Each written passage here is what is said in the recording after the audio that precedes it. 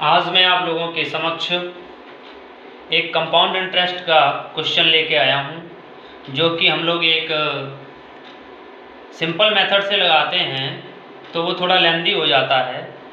तो इसको ट्रिक के माध्यम से कैसे लगाएंगे उसको हम लोग आज सीखेंगे।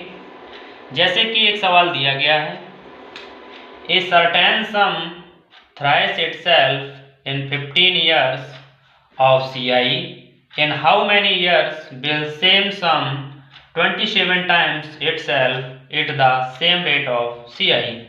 यानी कि इसकी हिंदी हुई है कि एक निश्चित धनराशि चक्रवृद्धि ब्याज की दर से 15 वर्ष में अपनी की 3 गुनी हो जाती है, तो कितने वर्षों में वही धनराशि अपनी की 27 गुनी हो जाएगी यदि चक्रवृद्धि ब्याज की दर समान रहे।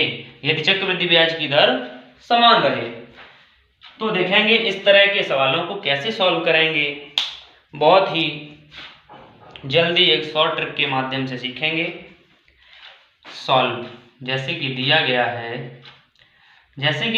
है कि अपनी की 3 गुनी, जो वह धनराशि है वो 3 गुनी हो जाती है 15 वर्ष में। तो इसको ऐसे लिखेंगे, 3 गुनी कितने वर्षों में हो जाती है? 15 वर्षों में। 15 वर्षों में 3 गुनी हो जाती है। फिर पूछा जा रहा है कि वही धनराशि अपनी की 27 गुनी कितने वर्षों में हो जाएगी, यानी कि कितना पूछा गया है? 27 गुनी, यानी कि 3 गुनी होती है 15 वर्षों में। तो मान लिया कि 27 गुनी हो जाएगी x वर्षों में। कितने वर्षों में? x वर्षों में। अब हमको ट्रिक क्या लगानी है उसको समझें। ये ट्रिक लगानी है कि यहाँ पे जो संख्या दी गई होती है, जैसे यहाँ पे 3 दिया गया है, तो नीचे वाली संख्या में घातांक रूप में लिखते हैं और ऊपर वाली संख्या का बेस बना लेते हैं। जैसे यहाँ 3 दिया गया है तो 3 का बेस बना करके 27 को घात रूप में लिखेंगे। जैसे कि 27 दिया गया तो 27 को कैसे लिख देंगे? 3 की पावर 3, यानी कि 3 × 3 × 3 = 27। ठीक है। अब इस 15 का मल्टीप्लाई इसकी पावर में कर देंगे, आंसर मिल जाएगा। यानी कि 3 × 15 = 45, 45 वर्षों में।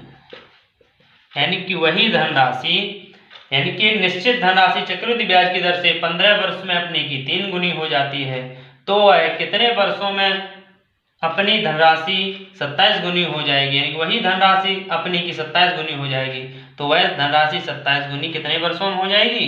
45 वर्षों में। It's answer. दोबारा समझें। A certain sum thrice itself in 15 years of CI, in how many years will same sum 27 times itself at the same rate of CI। क्या करेंगे? 3 गुनी 15 वर्षों में, 27 गुनी x वर्षों में। जो यहाँ 27 लिखे हैं, यानी कि जो भी संख्या यहाँ आई होगी, ऊपर वाली संख्या को बेस बना करके उस संख्या को घात रूप में लिख देते हैं।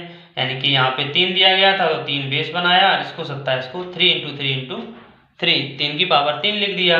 अब इस पावर का गुणा इसमें करेंगे, 3 × 15 यानी कि 45 वर्षों में आंसर। Thank you.